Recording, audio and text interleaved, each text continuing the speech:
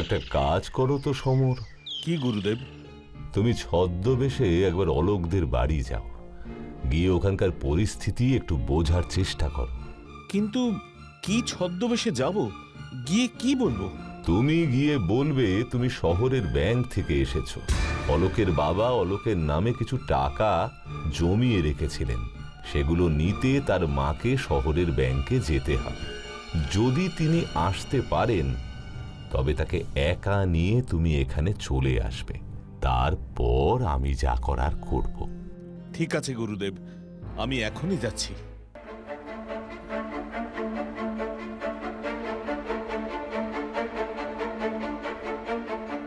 কে আপনি? কোথা থেকে এসেছেন? আজ্ঞা, আমি সমর অধিকারী, শহরের ব্যাংক থেকে আসছি। ব্যাংক মানে তা কি কারণ বলুন তো? আসলে এই গ্রামের জমিদার স্বর্গীয় রাধারমন চৌধুরী মহাশয় তার ছেলের জন্য কিছু টাকা আমাদের ব্যাংকে জমা রেখেছিলেন। ছেলের 10 বছর হলে সেই টাকা সুদ সমেত ফেরত দেওয়ার কথা, সেই কারণেই আমি এসেছিলাম।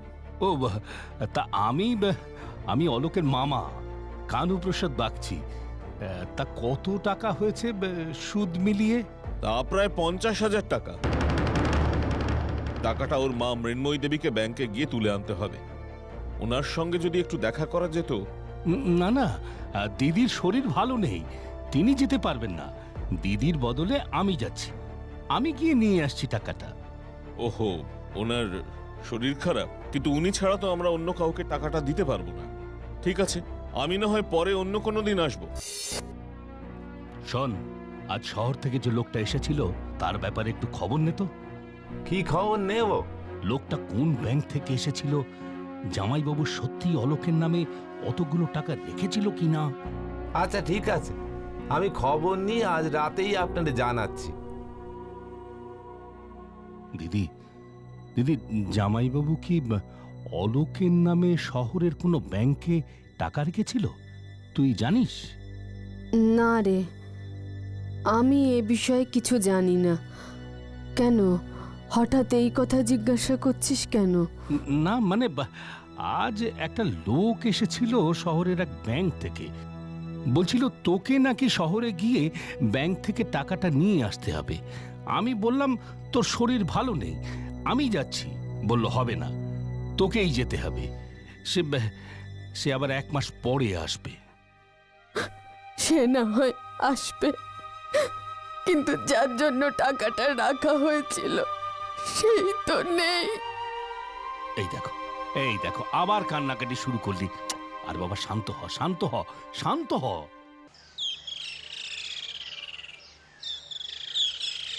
গুরুদেব, কি বলবো, যেই না আমি টাকার কথা বললাম অমনি অলোকের কানু মামার চোখ মুখ কেমন যেন বদলে গেল। আমি অলোকের মামা কানুপ্রসাদ বাগচি। তা কত টাকা হয়েছে সুদ মিলিয়ে? তা প্রায় 50,000 টাকা। এই যে একটা হাড়ের টুকরো, কোন প্রাণীর হবে কিছু বুঝতে পারছো শ্রীবৎস? না বন্ধু, তবে আমাদের বিদ্যা পরখ করে দেখা যাক না। ঠিক বলেছ। তাহলে তুমি আগে কাজ শুরু করো, আমি ওদিকটায় চলে যাই। বেশ।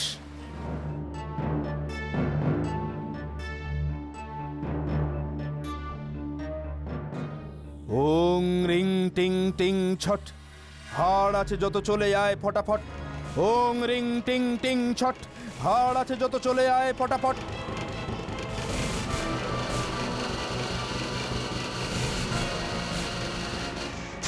ওং রিং টিং টিং ছট, হাড় সব জুড়ে গিয়ে কঙ্কাল হয়ে যা ফটাফট। ওং রিং টিং টিং ছট, হাড় সব জুড়ে গিয়ে কঙ্কাল হয়ে যা ফটাফট।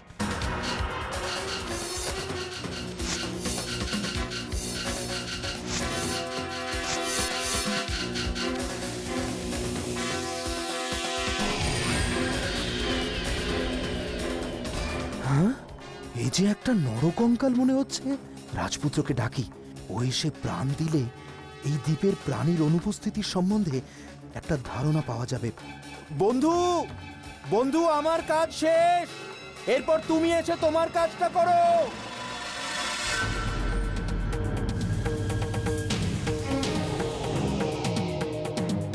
ওং হ্রিং টিং টিং ছট, কঙ্কালের দেহে চামড়া সব তৈরি হ পটাপট। ওং হ্রিং টিং টিং ছট, কঙ্কালের দেহে চামড়া সব তৈরি হ পটাপট। ওং হ্রিং টিং টিং ছট, কঙ্কালের দেহে চামড়া সব তৈরি হ পটাপট।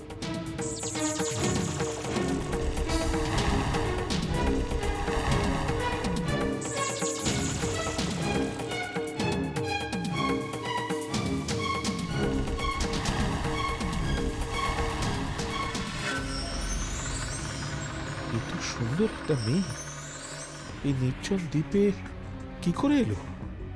এর রহস্য জানতেই হবে। আমি এর মধ্যে প্রাণ সঞ্চার করব। আমাকে এর মধ্যে প্রাণ সঞ্চার করতেই হবে। ওং হ্রিং টিং টিং ছট, মৃত শরীরে প্রাণ সঞ্চারিত হোক পটাপট। ওং হ্রিং টিং টিং ছট, মৃত শরীরে প্রাণ সঞ্চারিত হোক পটাপট। ওং হ্রিং টিং টিং ছট, মৃত শরীরে প্রাণ সঞ্চারিত হোক পটাপট।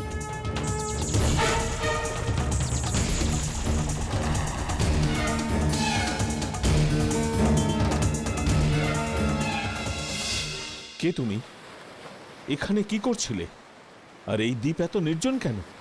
কোনো লোকের চিহ্ন নেই, এখানে কোনো প্রাণী থাকে না। আমি হলাম নিশ্চিন্তপুরের রাজকন্যা ইরাবতী। এটা একটা রাক্ষসীর দ্বীপ। ও আমাকে এখানে তুলে এনেছিল, তারপর আমাকে মেরে খেয়ে ফেলে। কিন্তু আমি আবার বেঁচে উঠলাম কি করে?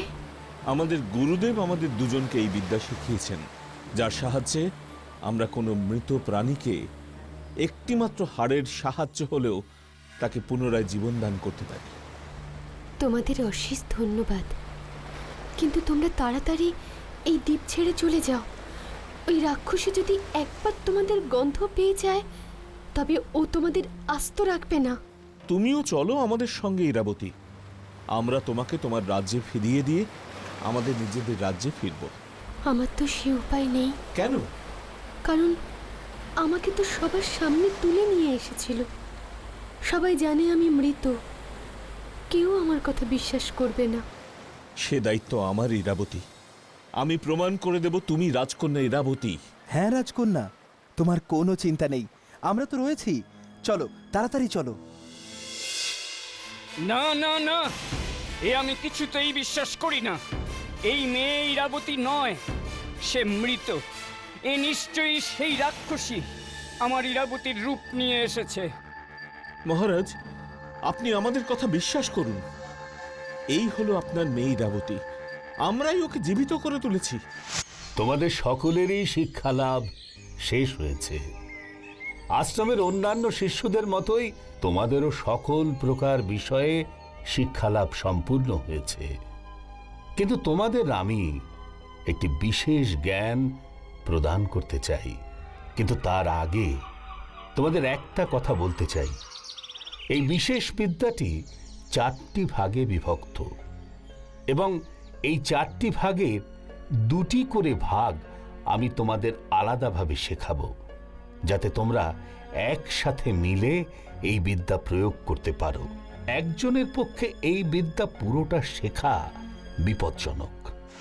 তখন আমি যেরকম বলেছিলাম তোমাদের মনে আছে? হ্যাঁ গুরুদেব, মনে আছে। তাহলে বুঝতেই পারছো এক একজনের শিক্ষা লাভের সময়ে অন্যজন উপস্থিত থাকতে পারবে না। শ্রীবৎস, বলুন গুরুদেব। প্রথমে তোমাকে আমি প্রথম 2 ভাগ শিখিয়ে দিচ্ছি। তোমাকে আমি যে বিদ্যা শেখাতে চলেছি সেটা হলো মৃত কোনো প্রাণীর একটিমাত্র হাড় দিয়ে সেই প্রাণীটিকে নতুন জীবন প্রদান করার বিদ্যা।